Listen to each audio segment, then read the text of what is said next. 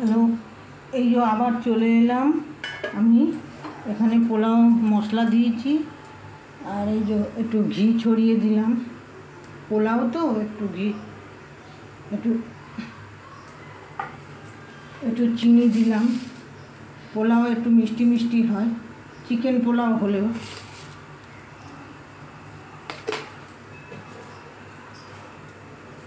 আর এই যে কাজু বাদাম আর কিশমিশ,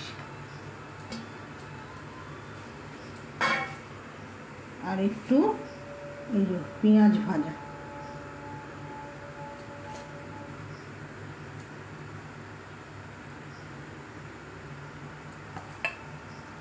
দেখো, দিয়ে আমি চাপা দিয়ে রেখে দিলাম। একদম যখন ডিনারে খাওয়া হবে তখন এটা খুলবো। তাহলে আজকে রাখি, হ্যাঁ।